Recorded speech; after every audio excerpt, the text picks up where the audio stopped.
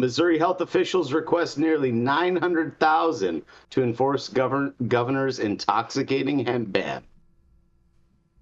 Missouri health officials have requested nearly $900,000 to enforce this year's executive order by Governor Mike Parsons, Republican, to ban intoxicating hemp products. The Missouri Department of Health and Senior Services, HSS, has requested nearly $900,000 to enforce Governor's Mike Parsons' ban on intoxicating hemp products, according to the agency's annual budget book. Parsons signed the executive order banning the products in August, but in a letter to the governor and an attorney for HSS said that agency would not enforce large portions of the bill, rather focus on identification of misbranded products. Secretary of State Jay Ashcroft also rejected the executive order, saying the emergency rules did not meet certain state law criteria and determining that the Alcohol Division would not legally conduct inspections, which left food inspectors to handle the compliance. Ultimately, state officials created a joint task force to enforce the ban. The funding requested by HSS aims to hire 2 full-time public health environmental specialists at $125,000 each, and to contract 5 more inspectors at $400,000 apiece, with 2 of the contracted positions funded on a one-time basis to stand up the program, a $150,000 payment, that is. The agency says the use of contractors is preferred due to the expected decrease in market availability of this product over time. The total requested by HSS is $877,000. The agency estimates that there are 40,000 food establishments and smoke shops and 1,800 food manufacturers that could potentially be affected by the governor's order. But the majority of these facilities are a low risk of requiring investigation. In this request, HSS estimates that a staff of 7 could conduct between 2,900 to 3,500 site visits annually. And it's a short story today. What do you guys have to say about this? This is very interesting. I really love this. Great story. Much respect to Missouri. What's happening? What do you think? Jenny's smiling. What do you have to say, Jenny? I just think that I love that this had a monetary ask of $900,000, $1 million almost, because I think you just illustrated how much less money Missouri's asking for to enforce against the same exact thing that California's trying to figure out how to fuck to enforce against. So way to alliterate that right after. I also think it's hilarious that we have 2 of the very similar stories on the same fucking day from 2 very different parts of the country, and no one has figured out how to shut down these intoxicating hemp products. Guys, maybe you shouldn't have opened this loophole up, or maybe you should have closed it around 2018 and a half-ish, because what the fuck? I mean, or just legalize cannabis and deschedule it. Or also that. Yeah. I mean, I think there do need to be regulations, because we see these hemp products being produced. Like, it's like when the Farm Bill came through and then we started getting all these kilos from China were coming over, and we were dealing with them as a competitor, because at the time I was with UCAN, right? And we were holding patents. We were doing like very conscientious formulation. Shout out to the brilliant Brian of Tony Vazura for all of that, and trying to actually help people. And then we were getting undercut on price because all these dirty hemp leaders with very little CBD, if any at all, in them, and some other chemicals that you don't want to put in your body, were coming over from China because there was no regulation that they had to be tested. There was no regulations that they had to be safe. So yeah, I think once again, we're over-regulated on the traditional THC side, and we're underregulated on hemp, and they need to kind of find a way to link those 2 things together, create a way to regulate everything in a meaningful way that puts, access and consumer safety at the forefront of what we're doing.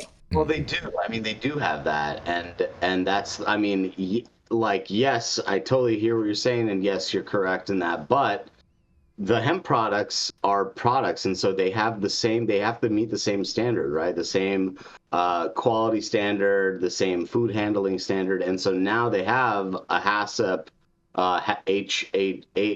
HACCP, which is the Hazardous Analysis and Critical Control Points, which is basically like a serve safe for any of the food handlers out there watching the show that work in a restaurant, quick serve, full service, whatever, in the kitchen. You have to have this certification to work there, because the government has to know that you understand the basics of hygiene and sanitization. So you can perform food handling activity and prepare food for people. So they have this now in places like Colorado, for instance. There's safe harbor licenses for hemp products and for anything containing anything created from from CBD or from hemp, whatever it is, even isomerization of those cannabinoids, right? So they actually have this license, and they give you a certificate and say you can actually produce this product now if you meet whatever state's requirements, whatever health standard in those states. So I would say that it is. It's just not everywhere, and so yes, like there's a basis for it, but also the adoption of these things is like slow because no one's trying to hurry up to get regulated in this side. Right. So it's it's the classic hey, they're distracted with this cannabis thing, we can do this thing over here, but ultimately it's going to fall to just food safety, making sure that you're making stuff it's not going to make people sick. And that's the real problem with products is the recalls. Yeah. How you go about it, your chain of custody, how you control all of that is really important to these regulators. So we'll see what happens. But yeah, it's very interesting that they only need $1 million. I was kind of surprised that they're so transparent about it. But also $400K for an inspector, yo, for real? That's insane. That's a really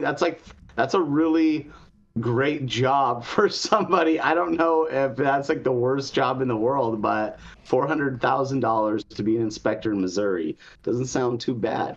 Dude, you'd have to take a pay cut. I mean, yes, and right. So, like, I agree with you, Saman. And once again, Colorado is standing out as the poster child for early regulation and meaningful regulation on products that were, cannabinoid formularies, right? But until we have something that is a national program, I guess that's probably what I was kind of more getting at is we're still going to fall short in these areas because, maybe I don't want to do a good job producing. I'm just going to move my production out of Colorado. I don't want to deal with that licensing. I'm going to move it out of Colorado. I think that we really, truly need national standards if we're going to have these intoxicating hemp products on shelves available to consumers. Fair enough. I mean it is a national thing. It's just about enforcement. So it's like it's one of those. It's if you want to be regulated and do it, then that's an option. You just have to jump through the hoops, which a lot of people just aren't willing to do. And I think that the problem is we're so over regulated in cannabis that a lot of these operators are not willing to go through the process. And so they're going to try to skirt it however they can. Not saying that they're going to make people sick. What it's saying, though, is that like the system's broken. There needs to be an unfucking of the situation. And that means this, debifurcation and debottlenecking of the cannabis, commerce in America. And I think we're in agreement. Well, this is super interesting. Hawaii Sustainable says that China can make CBD from yeast way more cheap than hemp.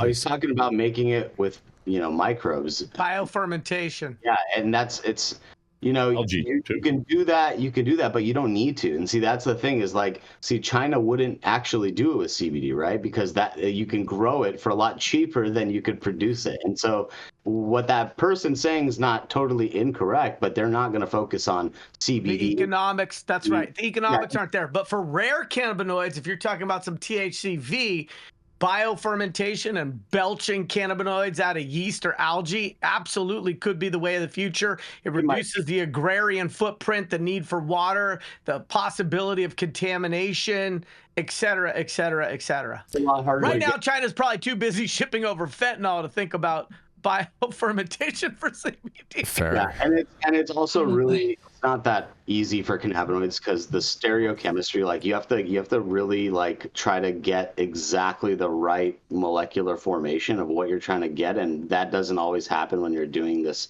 biofermentation process with the yeast and the microbes. So it's you just have to really be really good at the chemistry you're trying to prove to be able to consistently do that.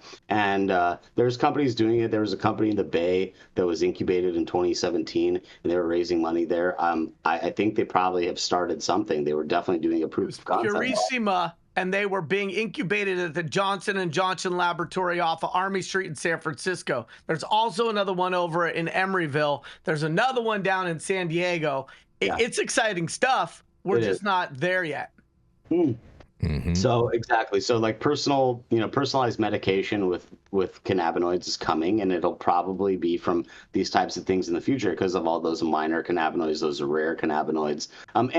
Besides that, the other stuff that we're discovering still right now to this day, that's being uncovered, we don't know what's to come of that. And so there's other there's other cannabinoids or other like processes to produce these new unique compounds that could be synergistic or could be more helpful on their own. We don't know. There's a lot of science that still has to come out and a ton of research that's being done daily. So we'll see as time goes on, but it's exciting stuff. So shout out to all the scientists out there that are doing exciting stuff.